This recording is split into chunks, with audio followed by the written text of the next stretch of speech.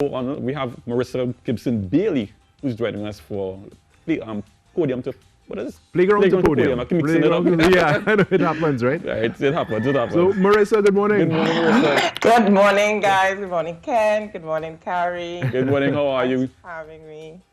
Yeah, it's great. It's great for you to be here. You have a big foul in the yard, or what? We're hearing that on this side. But, today, Marissa... I saw you guys working out, man. That's good. Yeah, so, how did you think we do from what you saw? Say that again? How did you think we do? How did you find we do? We did any workout? Well, the first thing I noticed was the mask on. I see Carrie explaining, and I'm wondering, how was that? How was was there any monitoring of your respiratory capacity at that time to see how much that would have influenced your session?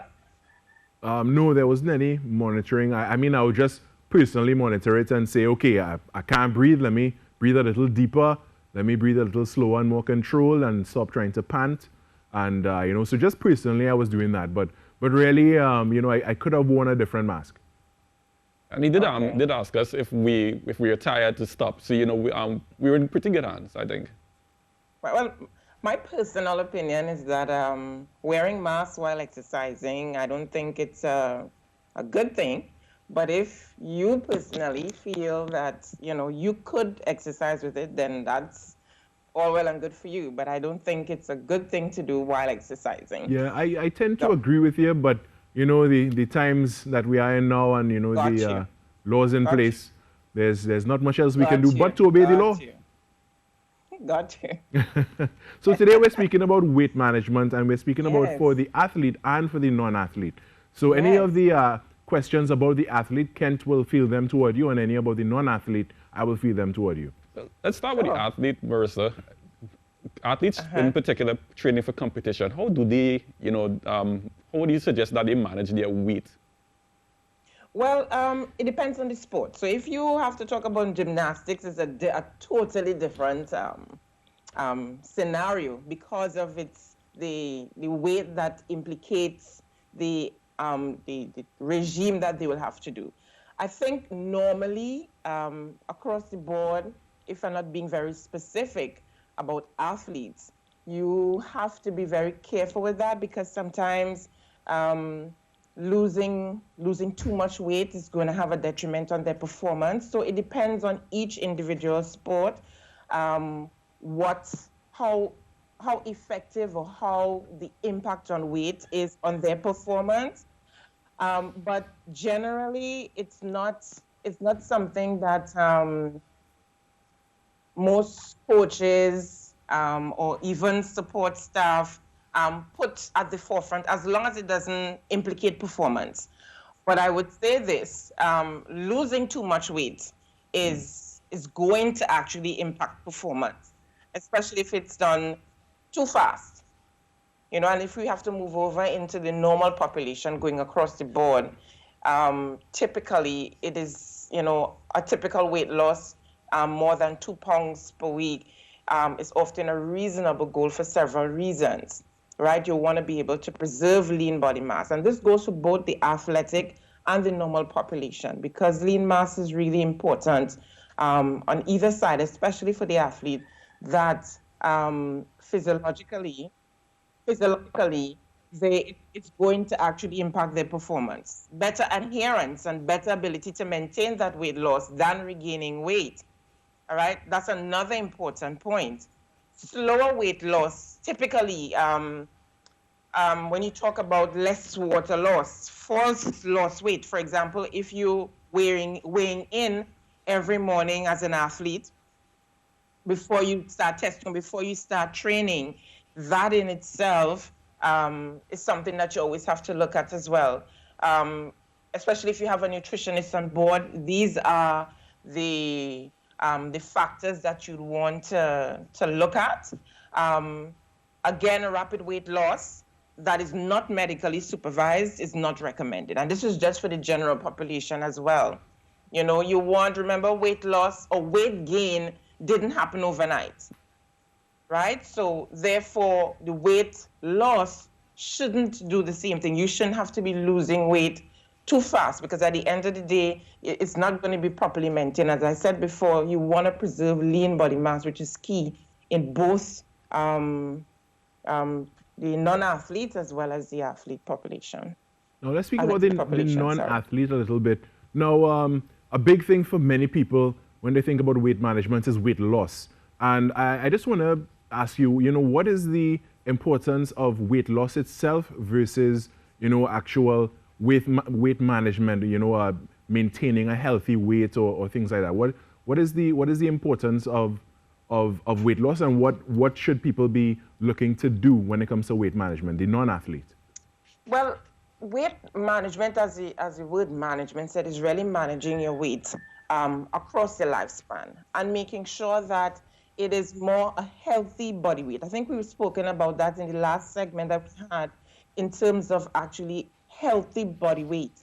This is where it needs to be very specific, because you go into an exercise program, whichever coach or whichever personal trainer, and you want that the prescription speaks to you, right? So that in itself is going to allow you, whether it's based on height or weight or whatever it is, that it's really specific to you, so that across your lifespan, your weight is healthy and that it does not have any implication on your biological, or how you want to call it, physiological operations or growth across your lifespan. In terms of weight loss, when it relates to health and disease, right, especially when it has an impact on your physiological and biological functioning, if that weight is affecting and creating other comorbidities, which is like diabetes, or you have to lose the weight, and that in itself, I feel, needs to be specific, but also have to have the relevant professionals as a social support. So you have nutritionists, you have your dietitian. I know that there's a difference between the two, right? I was even told that there's a difference between the two, right? I was told. So you have your psychologist, because there's health counseling, right? Right. So these are the professionals you have around you, so that you can be able to lose the weight consistently across the time. You want, as a byproduct, that you develop a healthy lifestyle, one that you can maintain across your lifespan until that appointed time, right? So it's I think the conversation we had with Lisa was about healthy weight versus ideal weight. Right. The image that we have in the world, that everybody, you need to get back to where you were 14 years ago. Remember, you are aging. You are aging, and this is something that we have to embrace, right? It is inevitable, right? It's just how you go across your lifespan, whether you want to do it the same way, unhealthy or healthy, right? I think these are important points. Check with your medical practitioner, because at the end of the day, yes, we see things physically. We believe we're healthy, and it's only when something happens, you know, but sometimes it's building up. So that constant checking, I'm not at liberty to say how often to check with your medical practitioner, but make sure that you are checking medically to make sure that you are healthy in that way, and you continue doing your factors, which is exercising, eating healthy, mentally as well. All these factors affect. I don't know if that answers your question, Karen. But for me, weight management is maintaining across your lifespan. And you have to do a lot of stuff. When I say a lot of stuff, I'm talking about there are a lot of factors that contribute to that, right? How often do you exercise? You make sure, and I always go back to the point of being your personal trainers, being very qualified, and I say qualified in the sense that they know exactly what they're doing. They apply the science to what they're doing. They make sure that it's not about money, but the client, making it very specific, right? And there are a lot of things that you have to take into consideration when you talk about specificity, okay? Right? That's something that's really important. Thank you for that. Marissa, going back to the athlete and knowing the weight for the specific sport, for me, I'm a dragon boat athlete, so we tend to be a little more on the slim side at times for competition. How important is it for you to understand your weight class for the type of weight you have to be, or body structure for your sport? Okay, so let's look at, if I may, let's look at Andrew Lewis, right? For example, you cannot be overweight on a boat like that, right? He has to be able to manage his weight. He doesn't have to be, he cannot be overweight, because he would not be able to maneuver the boat, especially if you have other external factors affecting how efficient he would be. You talk about wind, you're talking about how the sea would be at the point in time when he's doing. So I think in that is a classic example of, in his sport, where he has to manage his weight because it directly affects performance. All right? And I go back to the point about gymnastics. All right? I mean, I'm not saying that there are different body types that can't do flexibility stuff, but most of the times you see most of the athletes, international top athletes, how their framework, their body framework, how they are. They are slender. Most of the times they're typically within a range of weight, so that they could be able to execute efficiently their regime, their performance. I can't use team sport, I mean, but in football, you don't see overly overweight males versus females. You have to have that, there must be a range. There must be a range in which you fall within, and it has to be that healthy range. It has to be that you're able to carry that body weight with you with a certain level of speed against sprinters. Look at sprinters.